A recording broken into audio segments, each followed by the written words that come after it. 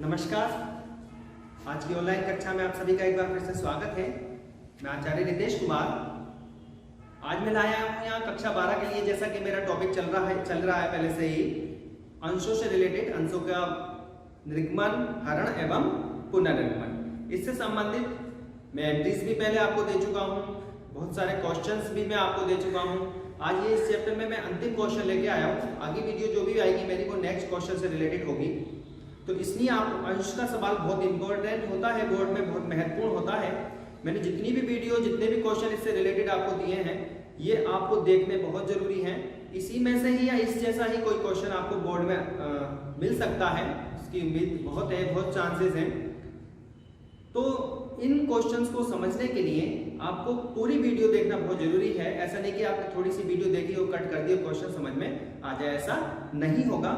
Video को शुरू से लेकर अंत तक देखकर ही पूरे क्वेश्चन का सार समझ में आता है, पूरा क्वेश्चन समझ में आता है।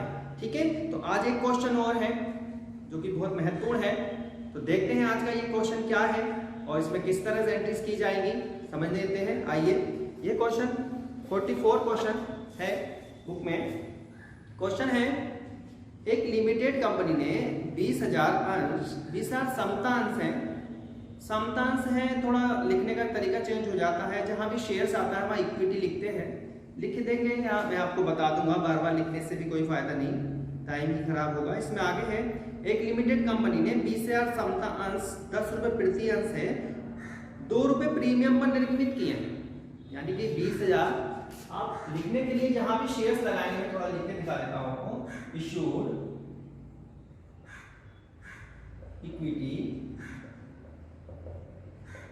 Shares is equal to 20,000। क्या चेंज हुआ? जहां पे मैं शेयर्स लिखूंगा उसके आगे इक्विटी शब्द लिखूंगा।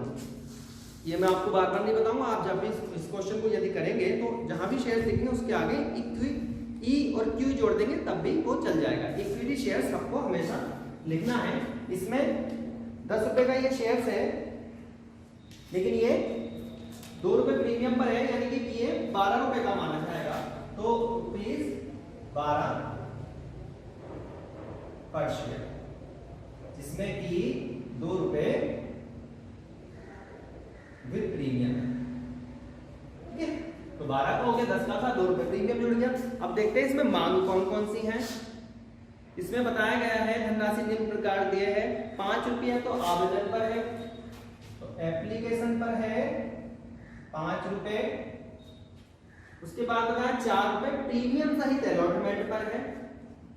तो 4 रुपए प्रीमियम सहित अलॉटमेंट पर है, मतलब अलॉटमेंट तो है ही, प्लस इसमें प्रीमियम और ऐड कर दिया। 4 रुपए का तो 2 प्लस 2 हो गया, क्योंकि 2 रुपए प्रीमियम है। तथा 3 रुपए प्रथम तथा अंतिम मांग पर है। तो फर्स्ट एंड फाइनल कॉल, ये हो गई 3 रुपए की। इस तरह ये आपका 12 रुपए डिवाइड हो चुका है 3 मांगों में, जिसमें 5 रुपए एप्लीकेशन के हैं, 4 रुपए इसके हैं, 5 4 9 और 3 ये 12 रुपए ये हो गए। सब्सक्राइब कैपिटल यहाँ देख लेते हैं। सब्सक्राइब कैपिटल, जनता से कितना पैसा मांगा जाएगा। सब्सक्राइब प्रार्थित पूंजी 20,000 अंशों पर 5 रुपए के हिसाब से बनते हैं 1 लाख रुपए। यहाँ बनेंगे 40,000 रुपए,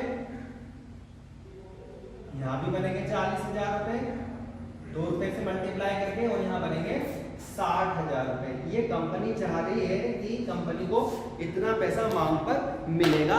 अब ये देखते हैं कि ये पैसा मिला या नहीं। जनता जितना पैसा चुका देती है, कंपनी द्वारा मांगी गई पूंजी में से जितना पैसा जनता वास्तव में चुका देती है, वो चुकता पूंजी, दत्त पूंजी या इंग्लिश में पेड अप कैपिटल कहलाता है। यही कंपनी का वास्तविक दायित्व होता है, जिसे भविष्य में भुगतान करना पड़ेगा। आगे है पेड अप, देख लेते हैं कि किस तरह पैसे चुकाए गए हैं कंपनी को। पेड अप कैपिटल देखते हैं, बुक में ही लिखा होगा। ये बुक में कहा गया है, समस्त अंशों के लिए आवेदन पत्र प्राप्त हो गए और उनका आवंटन कर दिया गया। समस्त याचनाएं की गई एवं देय राशि प्राप्त हो गई। किंतु मिस्टर एक्स जो कि 100 अंशों का धारक था, मिस्टर एक्स जो 100 अंशों का धारक था, यानी उसके पास उसने 100 अंश खरीदे होंगे, ठीक है। 100 अंश के हिसाब से 100 अंश 12 रुपए के हिसाब से 1200 रुपए के उसके बनते हैं, 1200 रुपए उसके बनते हैं। देखते हैं तो यहाँ जिसमें 500 ये, 400 ये और 300 ये उसके बनेंगे, क्योंकि 100 अंश का धारक था। आवंटन एवं याचना राशि का भुगतान नहीं कर पाया और कंपनी ने उसका अंशों का हरण कर दिया। आवंटन और याचना राशि का भुगतान नहीं कर पाया, यानी ये तो पूरे प्राप्त हो ही जाते हैं। यहाँ पर ये 80,000 तो बने, लेकिन इसमें 80,000 में माइनस होलसेल एरियर्स हो गया। 100 अंशों का धारक था तो 4 रुपए की मांग थी पूरी, ऐसा नहीं कि वो 2 रुपए अलॉटमेंट के दे दे, प्रीमियम के ना दे, वो नहीं देगा तो पूरे ही 4 नहीं देगा। ऐसा नहीं कि 2 रुपए ये अलॉटमेंट के रख लो, प्रीमियम के छोड़ो। कंपनी ने पूरी मांग मिला के सम्मिलित रूप से 4 रुपए की है, जिसका उसने भुगतान नहीं किया है, यानी कि 100 अंशों पर 4 रुपए के हिसाब से 400 रुपए कंपनी को नहीं प्राप्त हुए। कंपनी को प्राप्त हुए 79,600। इस तरह उसने ये मांग नहीं दी और ये वाली मांग दी उसने। 100 अंशों पर 3 रुपए के हिसाब से 3 रुपए उसने ये नहीं दिए। यहाँ पर प्राप्त हुए 59,700, ये पैसा कंपनी को प्राप्त हुआ, ठीक है। अब बात आती है हरण की। हरण इधर कर देते हैं। कंपनी ने इन 100 अंशों का हरण कर दिया और हरण में आप ये देखिए इन 3 मांगों में ये भी अप्राप्त थी, ये भी नहीं थी, ये भी नहीं थी, केवल क्या थी, ये वाली मांग दी है, यानी रिसीव में 5 रुपए जाएंगे और रिसीव में। यहां पर एक बात आप समझिए, फिर ये वही क्वेश्चन है जो मैंने आपको पिछली वीडियो में समझाया था कि हरण किस प्रकार के अंशों का किया जा रहा है। हरण उन अंशों का किया जा रहा है जो प्रीमियम पर निर्गमित थे, प्रीमियम पर निर्गमित थे। अब उस प्रीमियम पर निर्गमित में भी ये देखा जाता है कि उन अंशों पर प्रीमियम की राशि प्राप्त हुई है या नहीं हुई है। तो इन अंशों पर प्रीमियम जो था अलॉटमेंट के साथ था और वो राशि प्राप्त हुई नहीं है, इसका मतलब यहाँ इस एंट्री में प्रीमियम अप्राप्त है, और जब प्रीमियम अप्राप्त होता है तो उसको भी हरण की एंट्री में शामिल किया जाता है। जब प्रीमियम प्राप्त हो जाता है तो उसको हरण की एंट्री में शामिल नहीं करते, यानी कि जो यहाँ प्रीमियम अप्राप्त है उसको हरण की एंट्री में शामिल किया जाता है। तो यहाँ पर हम लिखेंगे फॉरफीचर्ड शेयर्स, शॉर्ट में लिखता हूँ, कितने हैं 100 यानी कि, और ये यहाँ 12 रुपए पर शेयर के हिसाब से रिसीव कितना हुआ और अनरिसीव कितना हुआ। तो अनरिसीव की तो हमें कैलकुलेशन करने की कोई जरूरत ही नहीं है। 400 रुपए ये रखे हैं, 300 रुपए ये दिए हैं, तो 400 तो ये और 300 ये। बस रिसीव की बात है, और रिसीव कितने हैं, एप्लीकेशन में 5 रुपए, यानी 100 अंशों पर 500 रुपए प्राप्त है, जिसका कंपनी हरण करेगी, उसको जब्त करेगी। ये थी हरण की डेबिट। अब चलते हैं एंट्रीज की ओर। तो एंट्रीज में ये एंट्री मैं आपको बहुत बार बता चुका हूं, आज मैं डायरेक्ट केवल हरण की क्वेश्चन की, हरण से संबंधित ही क्वेश्चन एंट्रीज कराऊंगा। आप यहाँ पे एक बार एंट्रीज को इनको समझ लीजिए और अपनी नोटबुक में इसको अपने आप स्वयं नोट कीजिए। बार बार आपको मैं क्वेश्चन के रूप में सॉल्व करके नहीं दूंगा, आज अंतिम क्वेश्चन है वैसे भी। तो सबसे पहले राशि क्या करते हैं, एप्लीकेशन मनी प्राप्त करने की एंट्री करते हैं। एप्लीकेशन जो मनी उसे रिसीव करेंगे तो कैसे करेंगे, bank account debit to share application account. Okay, दूसरी एंट्री में इस एप्लीकेशन मनी जो रिसीव्ड हुई है इसे शेयर कैपिटल में ट्रांसफर करते हैं। तो ट्रांसफर कैसे करेंगे, share application account debit to share capital account. Clear. दूसरी एंट्री आई है प्रीमियम सहित मांग। ऐसा नहीं कि इस क्वेश्चन में नहीं करा रहा हूं, पहले तो कराएंगे ना, आप उसको समझिए, उससे देखकर कीजिए। तो कैसे अलॉटमेंट को हम अलॉटमेंट की मांग प्रीमियम सहित कर रहे हैं। तो शेयर अलॉटमेंट अकाउंट डेबिट पूरे 80,000 to share capital 40,000 to security premium 40,000, ये हो गई मांग।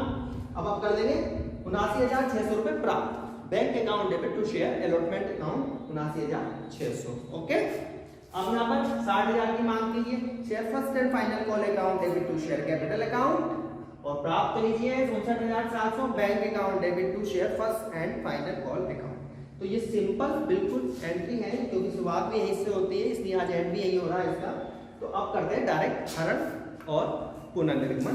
ठीक है, तो हरण की एंट्री को हम समझेंगे। ये शायद एंट्री पहली बार आ रही है, इसलिए क्वेश्चन मैंने चूज किया है कि जब प्रीमियम की राशि अप्राप्त हो तब क्या एंट्री की जाती है। देखिए, share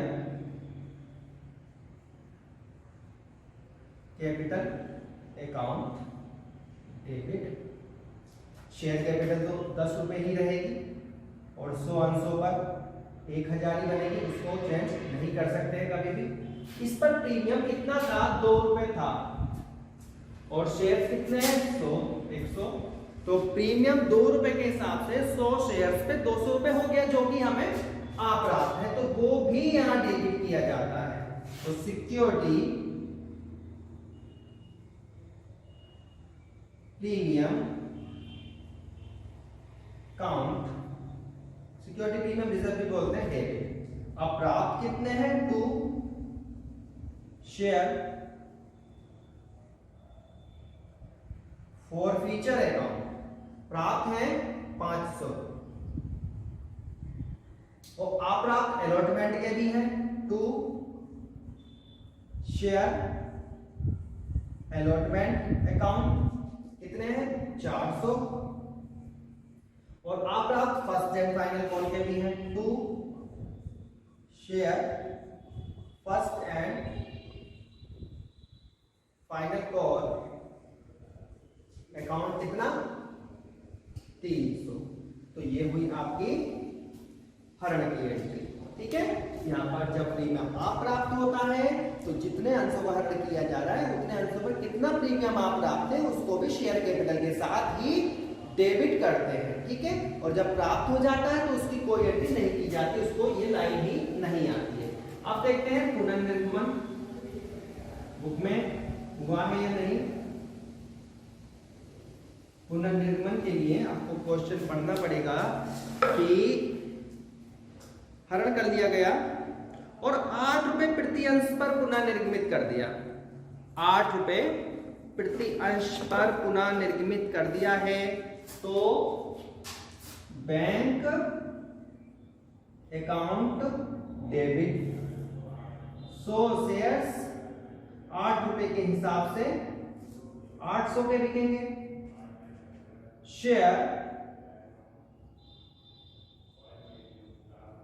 for future account debit, ये राशि 100 अंशों पर 2 रुपए की छूट के साथ, क्योंकि 10 रुपए का शेयर था, 8 में बेच रहे हैं तो 2 रुपए का नुकसान जो हो गया उसकी पूर्ति इस 500 में से की जाएगी। 2 शेयर कैपिटल अकाउंट 1000, ये हो गया पुनर्निर्गमन। अब चलते हैं पूंजी संचय की ओर, और पूंजी संचय में आप हिसाब लगाकर तो देखिए 500 रुपए का हरण किया गया था, जिसमें से 200 रुपए की पूर्ति बट्टे के रूप में पुनर्निर्गमन में कर ली, तो कितना बचा, इस 500 में से 200 जाएंगे, 300 रुपए का पूंजी संचय बचेगा। Share for future account debit to capital reserve account कितना है, 300 रुपए। और इसी क्वेश्चन के साथ ये चैप्टर भी मैं आज फिनिश कर रहा हूँ, जो सिंपल से मतलब इम्पोर्टेंट से क्वेश्चन थे जो कि बोर्ड में आए भी हैं, वो क्वेश्चन यहाँ मैंने सॉल्व कराने की समझाने की कोशिश की है। आपको सारे क्वेश्चन यदि समझने हैं तो आप पिछली वीडियो भी उठाकर ये क्वेश्चन समझ सकते हैं। और यदि आपको इन क्वेश्चंस में से जो मैंने नहीं सॉल्व कराए हैं लगता है ये क्वेश्चन थोड़ा अलग है, मुझे सॉल्व कराना चाहिए, तो आप मुझे कमेंट बॉक्स में उस क्वेश्चन का नंबर दे दीजिए या उस क्वेश्चन की थोड़ी पहचान बता दीजिए।